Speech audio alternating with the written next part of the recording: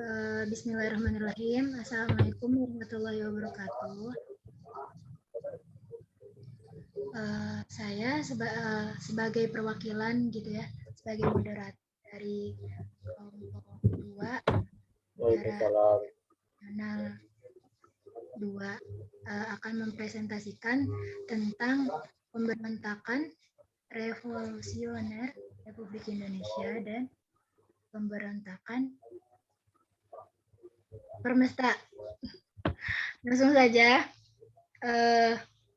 ke pemateri yang pertama ya, yaitu mengenai latar belakang terjadinya pemberontakan revolusioner Republik Indonesia.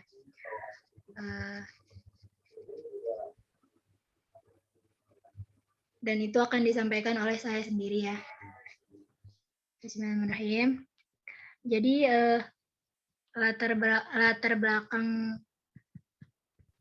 terjadinya pemberontakan itu diawali dengan adanya ketidakpuasan gitu ya, sebagai masyarakat, baik itu ada hak ekonomi, sosial, politik, dan juga budaya, sehingga menjadi pemicu gitu ya, pemicu untuk perebutan.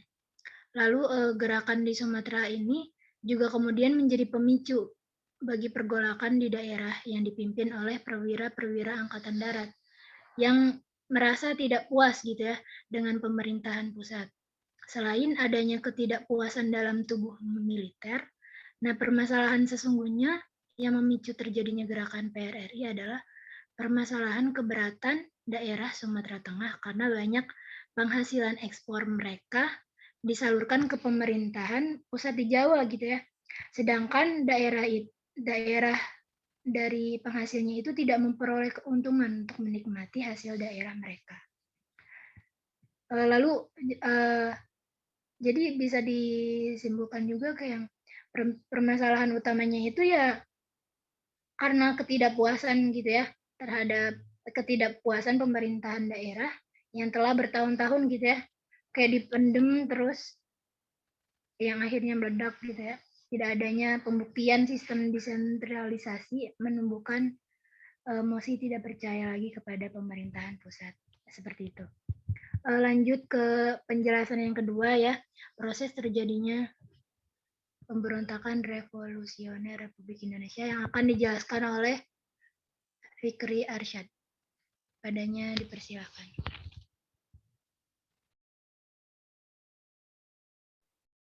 Bismillahirrahmanirrahim.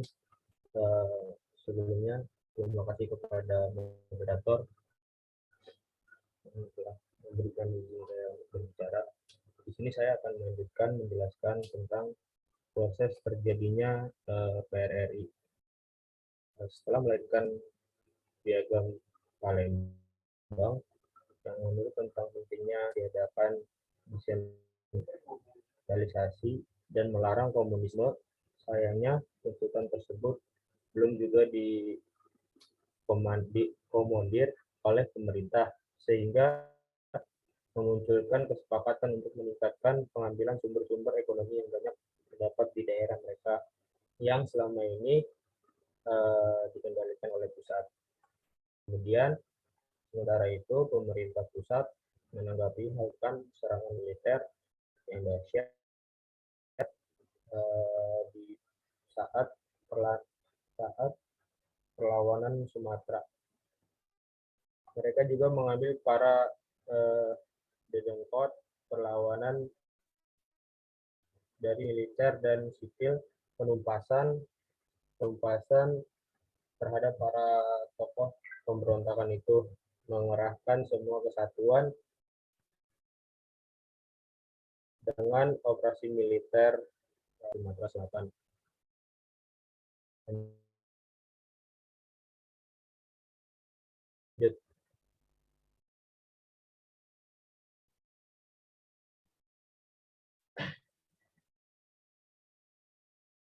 Bisa dilanjut PPT-nya. Sudah. Udah. Ya, sudah. Oke, lanjut ya. ke poin yang ketiga ya, yaitu tentang dampak dari terjadinya pemberontakan revolusioner Republik Indonesia. Dampak yang disebabkan gitu ya, akibat adanya pemberontakan ini ya pada akhirnya membentuk sebuah pasukan agar bisa melawan pemberontakan. Dengan kejadian ini menimbulkan banyak sekali pertumpahan darah dan jatuhnya sejumlah korban jiwa, baik dari TNI ataupun dari PRRI sendiri gitu ya. Di samping itu semua pembangunan menjadi mangkrak gitu ya, menjadi terbengkalai. Lalu juga menimbulkan rasa trauma yang dialami masyarakat Sumatera, khususnya daerah Padang. Berikut gitu ya, ada 7 dampak penting lainnya, yaitu seperti yang pertama, banyak memakan korban jiwa yang tadi sudah disebutkan oleh saya. Lalu yang kedua ada kondisi ekonomi menjadi terganggu gitu ya. Lalu yang ketiga, proses pembangunan menjadi mangkrak dan terhenti. Lalu terjadinya penurunan sumber daya manusia, hubungan antar Indonesia dan Amerika Serikat menjadi terganggu gitu ya. Lalu yang terakhir, hubungan antara Indonesia dengan Malaysia menjadi terganggu gitu. Serta adanya kesadaran berotonomi. Seperti itu. Lanjut ya ke pembahasan selanjutnya, yaitu tentang Permesta ya. Akan dijelaskan yang pertama oleh saudari Fikri Arsyad ya. Kepadanya dipersilahkan.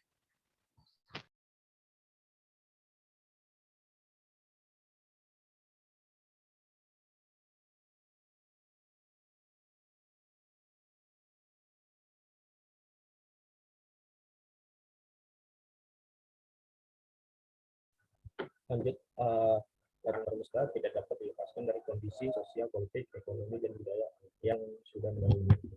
Kemudian dalam perputaran sejarah dapat dilihat bahwa intensitas peranan politik kalangan militer Indonesia, khususnya Angkatan Darat, nampak berfluktuasi dan tidak tetap. Hal ini terjadi disebabkan adanya campur tangan pemerintah dalam urusan intern tentara militer yang berdampak pada munculnya perpecahan di kalangan militer sendiri. Kemudian pertentangan semakin menajam setelah ada anggapan bahwa Soekarno telah mengarahkan atau membawa negara membawa negara menuju ke arah paham komunisme, di mana pada tahun 1957 Presiden Soekarno menginginkan sebuah kabinet yang mengikut sertakan semua partai termasuk Partai Komunis. Kemudian dari berbagai peristiwa yang terjadi semakin memperkuat keinginan masyarakat untuk menuntut diberlakukan otonomi daerah yang dalam hal ini digagas langsung oleh Permesta. Selanjutnya saya serahkan kepada moderator kembali. Oke, selanjutnya gitu ya, akan mengenai proses terjadinya Permesta gitu ya, akan dijelaskan oleh saudara Fikri Hidayat. Kepadanya dipersilakan. Ya, mengenai proses terjadinya Permesta. Jadi setelah pada tanggal 15 Februari 1958, setelah PRRI memproklamasikan dirinya, rakyat Sulawesi bersikap sangat hati-hati dalam masalah ini. Kemudian disepakati bersama oleh para perwira Sulawesi bahwa KDM Sulawesi Utara harus bersikap netral dan jika mungkin bertindak sebagai penengah antar pemerintah pusat dan para kolonel pemberontak. Tanggapan terhadap ultimatum pemberontak tanggal 10 November dan terhadap proklamasi tanggal 15 Februari berbeda-beda, baik di Sulawesi Utara maupun di Sulawesi Selatan. Tanggapan Permesta terhadap proklamasi PRRI ditentukan oleh dua perwira, yaitu Sumual dan Saleh Lahade.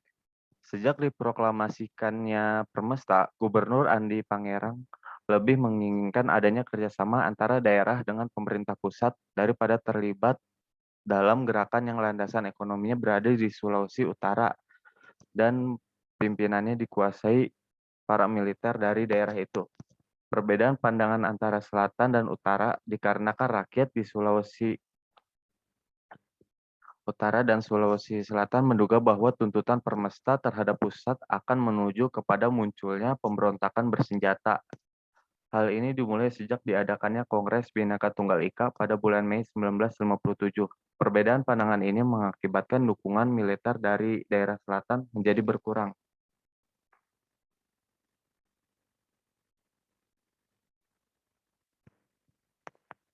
Setelah diproklamasikannya PRRI di Manado, di Padang, kemudian pemerintah pusat bertindak secara tegas dan cepat. Tanda pemerintah melakukan ini yaitu dengan adanya pengeboman di Padang dan Manado pada tanggal 21 dan 22 Februari. Pemboman di Manado ini mempercepat keputusan dua perwira TNI yang paling senior asal Minahasa, yaitu Kolonel AEK Wilarang dan Kolonel JF Warou, untuk kembali ke Sulawesi setelah ditugaskan di luar negeri dan kemudian bergabung dengan orang-orang di daerahnya. Ketika hubungan pemimpin Permesta dengan Jakarta terputus, pemimpin Permesta hanya memiliki 3 batalion TNI dan beberapa kesatuan ada di Maluku Utara, serta beberapa lagi di Sulawesi Tengah di bawah Frans Karangan dan Palar. Setelah tanggal 24 Februari, KDM Sud mengeluarkan seruan kepada semua bekas kenil yang telah mendapatkan latihan dalam pasukan agar melapor untuk didinaskan. Untuk mendapatkan tambahan pasukan, kemudian para perwira ini mengerahkan pemuda Permesta yang dibentuk pada rapat Dewan Pemuda di Tondano pada bulan Juli 1957 dan mereka telah mendapatkan sedikit latihan dasar militer.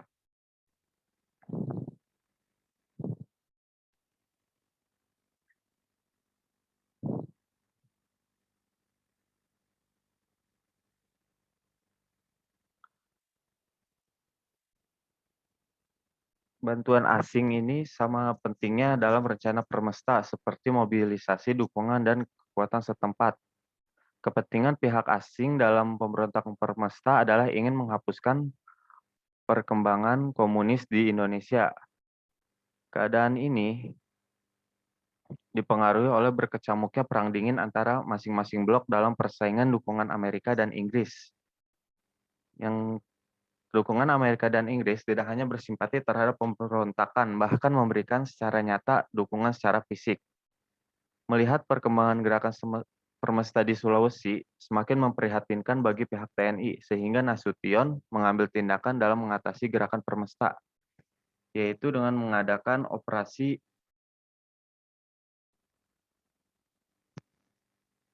Sabta Marga dan operasi Mena untuk mengepung pertahanan Permesta.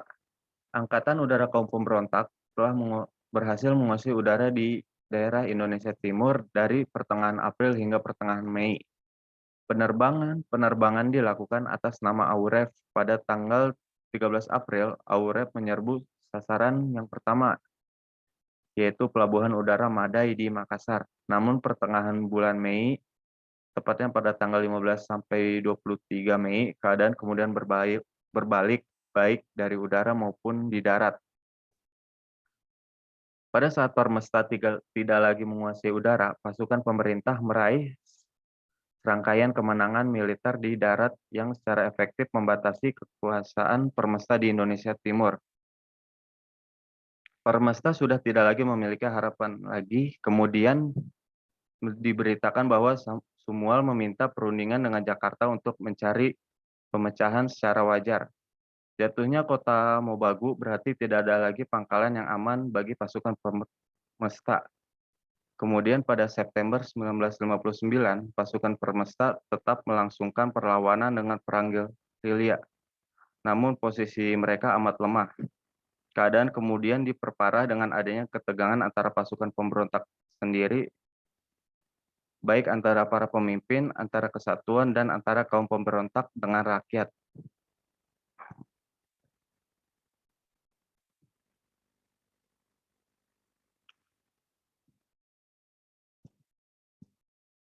Mungkin sekian penjelasan saya mengenai proses pemberontakan Permesta.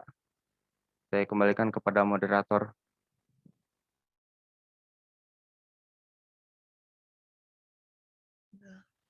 Baik, terima kasih untuk pemaparannya. Selanjutnya untuk pembahasan yang terakhir ya, mengenai dampak dari pemberontakan ini Permesta ya, kepada Nida Fadila Alfat, dipersilakan. Baik, terima kasih kepada Saudari Nurul yang sudah mempersilahkan saya untuk berbicara. Di sini saya akan menjelaskan tentang dampak dari Permesta ya. Dampak dari Permesta itu ada 3. Yang satu dampak politik.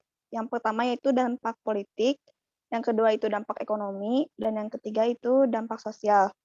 Nah, di sini dampak politik itu terjadi karena adanya kebijakan amnesti dan abolisi kepada anggota Permesta yang kembali ke pangkuan Ibu Pertiwi melalui Kepres nomor 332 tahun 1961 pada tanggal 22 Juni 1961. Kemudian dalam Kepres 449 tahun 1961, amnesti dan abolisi ini diatur secara lebih luas dan mencakup semua yang kembali ke pangkuan Ibu Pertiwi. Kemudian Kepres nomor 568 tahun 1961, ya ini tuh diresmikan pada tanggal 18 Oktober 1961 yang memberikan keringanan bagi mereka yang tertangkap di medan pertempuran. Kemudian para pemimpin Permesta lainnya diterbangkan dari Manado semua ke Jakarta untuk ditahan di kawasan Megamendung, Jawa Barat. Secara otomatis setelah perginya Permesta ini, para perwira dan para prajurit terlibat dipecat dari tentara. Sebagian dari perwira-perwira senior juga ditahan walaupun sudah terdapat janji amnesti. Nah, keberhasilan TNI menumpas gerakan Permesta ini menaikkan prestise militer terhadap masyarakat, sehingga masyarakat melupakan kericuhan yang terjadi sebelumnya. Dalam perkembangan politik Indonesia, politik militer ini menjadi suatu yang menentukan nasib bangsa Indonesia. Kemudian dampak ekonomi. Nah, dalam dampak ekonomi ini, pemerintah mengalami hambatan dalam pembiayaan untuk melaksanakan pembangunan. Ini dikarenakan pembiayaan ini untuk menumpas pemberontakan PRII dan Permesta begitu besar sampai pertengahan tahun 1958 mencapai lebih dari 5 juta rupiah. Kekurangan penerimaan karena barter dan penyelundupan begitu besar pada tahun 1958 yang kurang lebih mencapai 9,5 juta rupiah pada tahun 1959 sekitar 7.911.000 rupiah. Nah, lalu hal itu berakibat inflasi karena pemerintah hanya mampu menutupinya dengan uang pinjaman dari Bank Indonesia. Kemudian pada untuk nomor 3 yaitu dampak sosial. Nah, untuk dampak sosial ini, kemerosotan kesejahteraan masyarakat menjadi mempengaruhi pandangan masyarakat terhadap gerakan Permesta yang dijadikan anggapan bahwa pemberontakan tersebut merupakan penyebab keadaan kesejahteraan Indonesia menjadi lebih buruk. Kemudian berakhirnya pemberontakan Permesta lebih dirasakan oleh masyarakat Sulawesi Utara sebagai ya daerah pertempuran, dan dengan munculnya banyaknya pandangan negatif dari pemerintah dan rakyat terhadap gerakan Permesta, sehingga keadaan menjadi lebih sulit bagi rakyat di Sulawesi Utara. Mungkin cukup sekian, terima kasih. Kembali kepada moderator.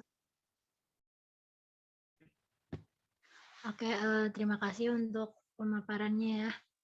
Mungkin cukup sekian penjelasan dari kelompok kami gitu ya mengenai PRRI dan juga Permesta. Kurang lebihnya mohon maaf. Wabillahi taufiq wal hidayah. Wassalamualaikum warahmatullahi wabarakatuh. Waalaikumsalam.